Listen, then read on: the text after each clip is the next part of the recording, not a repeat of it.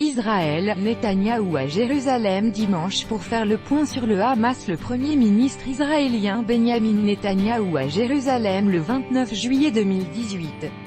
Sébastien Scheiner, Pool via Reuters. Benjamin Netanyahou annule son déplacement en Colombie.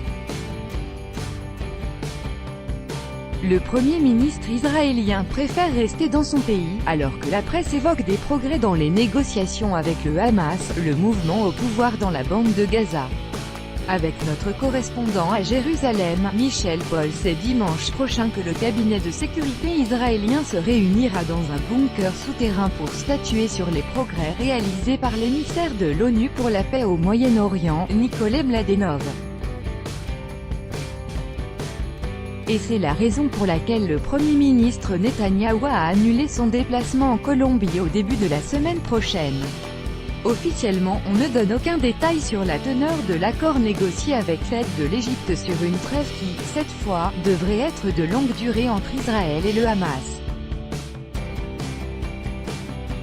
Les médias israéliens et les commentateurs relaient des informations spéculatives.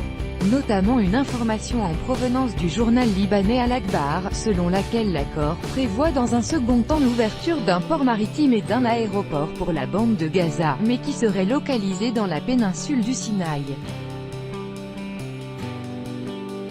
Mais auparavant, tous les commentateurs estiment que l'accord devrait permettre la réouverture des points de passage avec la bande de Gaza et l'arrêt immédiat de lancers de cerfs-volants et ballons incendiaires.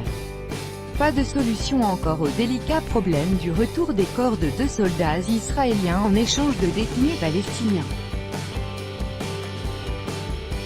En attendant, des responsables militaires israéliens estiment que les manifestations palestiniennes le long de la frontière avec Israël vont reprendre très vite. À relire, négociations en cours avec le Hamas, Netanyahou annule un déplacement.